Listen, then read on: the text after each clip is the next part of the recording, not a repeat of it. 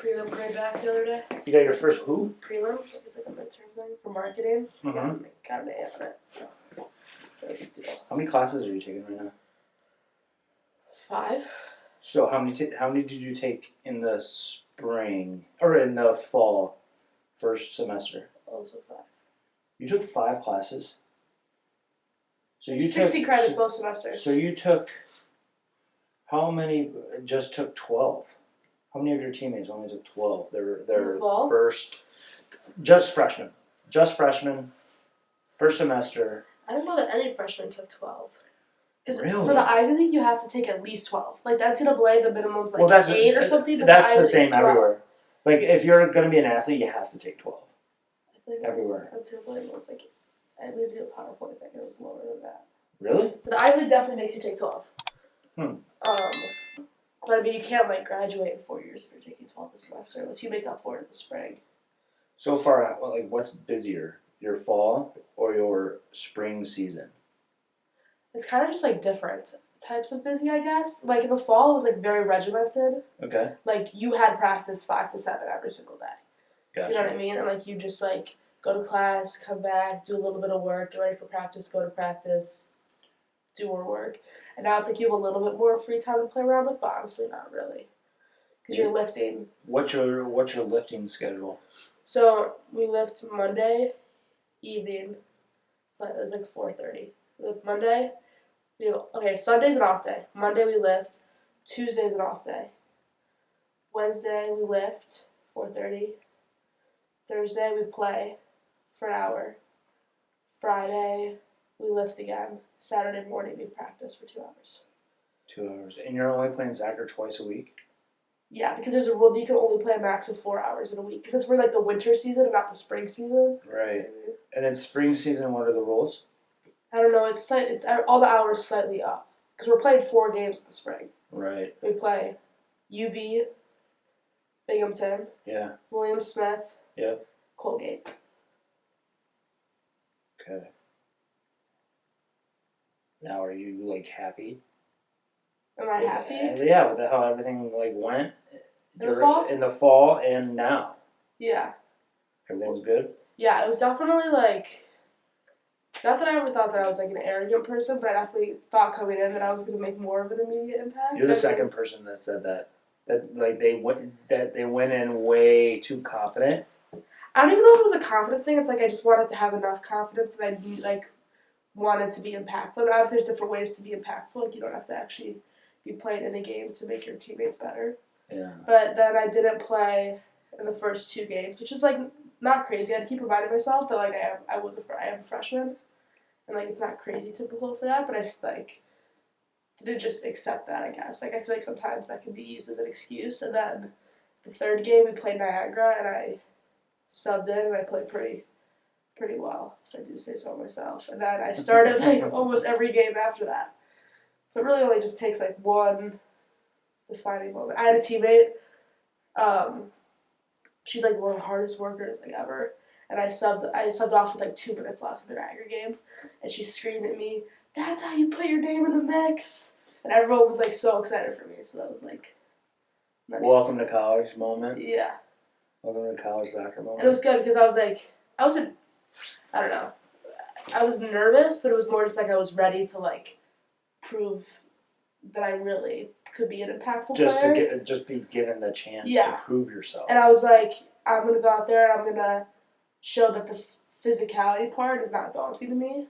Because I was always like a small player. Like I was Until COVID hit and you grew. Yeah, like I was like shortest, smallest, leadest person on every team that I was on. Yeah. And then, I grew, started lifting heavier weights, I guess. In the games that you played, compared to ECNL, just in terms of like the level of play, what's higher? The college teams that you've played or the ECNL level? Or is it different? I mean, they're obviously different. Right. But I think college is just slightly more, like, explosive.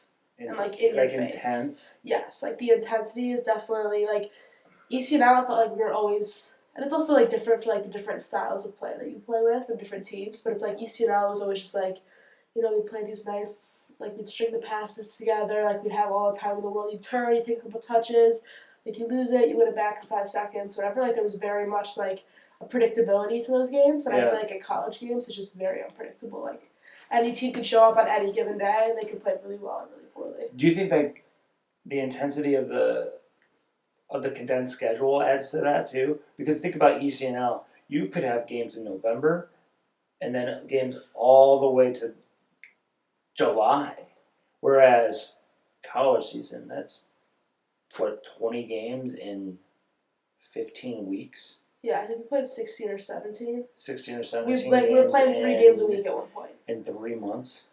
Yeah. For a little over 3 months? Yeah, it's definitely like... It's just like and the importance of winning in college. Do you feel that at all versus ECNL? The importance of winning? Yeah. I think the culture on my college team is like, in previous years, like with the past head coach that they had, like it wasn't a super amazing culture. Like all the trainers that we work with now are like, this team culture has completely transformed itself, and now it's like we go into a game knowing that we deserve to win it, and if we don't win, we're disappointed, instead of like that's what's expected. And I think that's part of the reason why we had our best record in 27 some years, and we're not even satisfied with that. You know what I mean? It's good. So there's definitely like... So the culture's good? Yeah. Like we have these principles of play, and like one of them is like the offensive and defensive, and one of them is like value the ball. Absolutely. And that's like, seems obvious now, but I've never really had a coach just like say to me like, value the ball. It's always 1-2 touch, get rid of the ball, whatever. Yeah. It's like when you constantly are playing 1-2 touch, get it and give it, that type, it's like you're almost playing against the ball versus with the ball, and like allowing the ball to do the work kind of, and cherishing the ball. You play with the ball, don't play against the ball. Right. And I feel like the difference of youth soccer versus the higher levels is exactly that. You have to cherish every single touch, because in a 90-minute game, you're only going to get the ball for like a minute and a half tops, 2 minutes tops. Yeah, that's another like major difference. I feel like in club, my foot was on the ball for a longer period of time, but at the college level, my foot's on the ball for less time, but I'm more impactful, if that's possible. Is there less bad teams that you're playing against in college too? Yeah, I mean, there's because there's always ECNL teams that you guys would smash. There's no like guaranteed win games. You know what I mean? Like no one's, even like when we lose a game, it's like not by more than like 1 or maybe 2 goals. Like no one's really getting blown out. Yeah. And if they are, it's like a fluke type of deal. Yeah. But like everyone's pretty evenly matched. And I mean, you're scouting these teams before, like they know the ins and outs of your team, you know the ins and outs of their team, like. So. Do you play everybody twice? No, once. Okay. And then next year we have the Ivy tournament, which we've never had before. Other sports have had it. Nice. And the top 4 teams make it. Only the top 4? Yeah. How many Ivies are there? 8. Would you have made it this year? No. No, we missed it by 5th. Yeah. Okay. And there were just so many games that we should have won. And then tournament winner is automatic bid? I believe so. What about I don't know if what about regular season winner? Regular season winner, yes. Like so Brown, regular season winner is automatic bid? Yeah, because so Brown won the last like 3 years. Okay. And they went to the tournament. Harvard went to the tournament this year. Last year, the top 3 went to the tournament. Harvard, Brown, and Princeton were all in the tournament. Princeton did not do well this season. I didn't realize there was 3 Ivies in the tournament. Yeah, last year. I mean, they made like kind of early exits. Harvard played South Carolina. I might be getting them flip. Brown or Harvard played South Carolina this year and lost. Gotcha. How long did you have Rob at Flash? Who's now at Cornell? 1 year? 2 years? 1 year legitimate, and then he got the job, and then he left in January. Yeah, I would say it was close. It was closer to 2 seasons. Closer to 2 seasons. Got it. But I was with the joke. I literally played more minutes at the collegiate level under Rob than I did when he was my club coach. which is crazy to think about. Well, don't forget, it was way before your growth spurt. Oh, 100%. That's what I'm saying. At a developmental level, Yeah. like, I mean, I guess it could be a flex in a way. How much did it help knowing the head coach in the recruitment process? Because didn't you always know you wanted to go to Cornell? Yeah. Wasn't that Yeah, always your dream school? I had talked, yeah, it was my dream school since, like, elementary school. Right. Elementary. And I get made fun of that for that all the time. It's only a Buffalo thing. It is only a Buffalo thing. No, I get Everybody else says elementary. Here, elementary. Elementary. Have you ever seen like a movie, like anything about Sherlock Holmes? It's elementary, my dear boy. It's not. Okay. Well, Elementary. I'm saying it how I'm saying it because I'm different like that. You know what I mean? Yeah, it's so frustrating. It's so nice. I say it to Chris Mullin. What was I gonna say? Oh, so I like went to my first Cornell camp in like 8th grade. And this is before Rob. Was the coach. Old head coach. Yeah. Who people weren't a huge fan of, and I was kind of like, I've always wanted to go to this school, but I don't know about this guy. And then I went to a freshman year ID camp, and I played well at that. And then, honestly, it didn't. So I committed January of my junior year, and it was after like an ECNL Florida showcase. And I remember I had played really well, and it was like right after I sort of added an element to my style of play. Like again, I was always very technical because I was small and I was quick and I could do stuff, but I added like a physicality in the middle, which you kind of need to be able to put like a body on someone and like knock them down. And Rob called me after, and he was waiting for one of our assistants, Jackie, to watch me play and get her thoughts. She played at Syracuse. She coached at Binghamton. Oh, that's right. Because Kelsey's not there anymore. She's like a volunteer assistant, but obviously she has 2 young kids. Yeah, they have 2 kids now, right? And she saw me play, and she really appreciated my style of play. So it wasn't until he got that confirmation from her that he then offered me. That's good on spot him. On the team. That's good on him. Yeah. To do that. So it was helpful it was helpful less in the recruiting sense and more in the like coming into the season. It's like I feel like there's a lot of horror stories of people who are recruited by one coach, like one like personality of the coach, and they come in, it's a completely different person, which obviously like you're putting your best face forward when you're recruiting players, but Rob was like very like straightforward and like when I was coming in. He doesn't change. Like he's consistent on who he is, it seems. Yeah. To me from an outside perspective. The only difference between him in club and college is he just like expects and demands more of us because now we're not allowed to. Because now we're not 14 years old anymore. Yeah, exactly. And it's like, are you gonna grow up and like make this happen or not? You know what I mean? Because you're women now and you're adults. You know, you're not getting emails from mom and dad anymore asking, hey, what, can she play up top? Stupid shit like that. How many of your freshman class, how many are in your freshman class, your class? We have 9 right now. 9? Yes.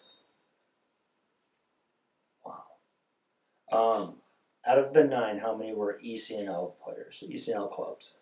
You and Marin, obviously. Me and Marin. So that's 2. My roommate, Gabby, played CFC. Is World Star? That's Dallas, right? Yeah, I think that might be GA. Yeah. I think that might be GA. Someone played Tannum. She's from Vermont, but she played for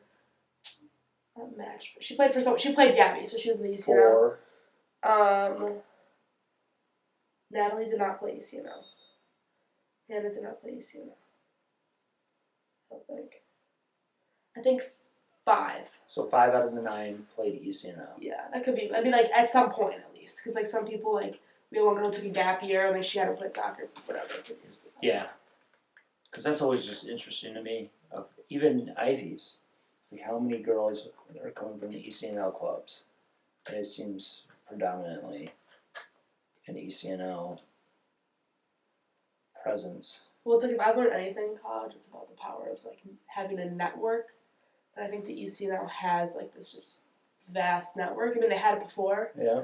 But especially with like the changes in DA and like the inconsistency of that, even when Rob was our director of coaching, I remember when he announced that we were joining the ECNL over DA, and he was saying like their established presence, all of these amazing reasons, and obviously it was the correct selection. Yeah, and I mean, even like my Flash 04 team, like everyone who wanted to play college soccer is playing college soccer right now. Yep. And the DAA was just, it was good in theory, but it was too focused on developing pros, and we're not there on the women's side yet. Correct. We're getting there on the men's side. On the men's side, there's because men's college soccer. My guy Cornell's got drafted actually. It's kind of like crazy. Really? They did really well, right? They made the Sweet 16. Sweet 16. They lost to Syracuse, who won it all. So. Yep. And they beat Syracuse earlier in the year. 2 New York schools. How many seniors did the men lose? Do you know? Off the top of your head? No, because they also lost some 5th years. How many fifth? Okay, this is a good topic. How many 5th years did you guys have? 1. Only one? Only one COVID year type thing? Mm-hmm. Really? Well, because first of all, you can't get a year of eligibility. I believe you can't redshirt. Oh, that's right. There's no red shirts. There's no red shirts. There's not even medical red shirts. And correct. That's insane. So, like, if you, like... tear your ACL. Mm-hmm. Oh. You literally only got the year back because of COVID. And our current juniors are the only ones who have that eligibility left if they want to take it. So we had 1 5th year. And then obviously she just graduated after the fall semester was over. Wow. She's working in New York City. Your situation's way different than a lot of other people's. There's like a men's program, I think it's Duquesne, who didn't have a single freshman on their roster. Dude, it's crazy with their recruiting. I know someone who played women's soccer there. They had like 19 people in their freshman class or something crazy, like some absurd number. That obviously could be an exaggerated number, and I'm sure it's much lower now. But we have one girl who, she's amazing. We call her Squish, but her name's Cindy. She's a senior right now, and she's looking to use her extra year of eligibility, graduating, and then using her extra year of eligibility to get her master's somewhere. Because at Cornell also, if you're gonna, you can't like do like how some people are masters or whatever. Like you have to be an undergrad student to be playing soccer. Wait, so if you're a grad student at Ivy, you can't play? Correct. Wow. There's a lot of like weird rules with that, but it's also. I kind of wish that was like that. It was like that everywhere. It kind of prioritizes like the education thing, because I can I wish you guys had red shirts though. Yeah. But that makes a lot of. Because it's so hard to think about, like some of these girls that are going to college that are 18 years old, and they're literally competing against 23-year-olds. I was 17. You were 17 as a freshman. That's insane. Yeah. But it's like survive and advance type of deal. Like if you can't hang, like you won't be on the field, and you will make it clear if you can't hang in like the first like 10 minutes of you playing. And there's very little politics in it. There's no politics. It's like, well, maybe there is in some situations because like if you're a huge donor or something like that. Oh, but like we've even had like speeches where he's like, I'm making it perfectly clear. Like, we like Giving Day, he's like, some of your families are very generous, but that doesn't get you know, if you deserve to be on the field, you will be on the field. I have a topic about that off camera that we could talk about. Okay. But all right. Yeah. Podcast 1. Podcast 1. Done.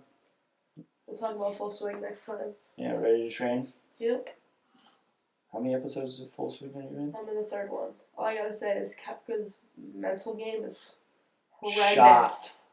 Horrendous. Shocked. It made me feel really good about my mental game. People thought that like he was going to be like the next Tiger or challenge Tiger, and that dude's confidence is gone. Like, I relate to the part where he was sitting at home and was like, I'm just thinking about my swing, and I remember like after games, like you'd be like thinking about whatever, but like she's talking about the wedding, and he's just thinking about like his golf game. Yeah. It's amazing. He used to date one of the pro players from the Flash. Really? Yeah. When I was there. Why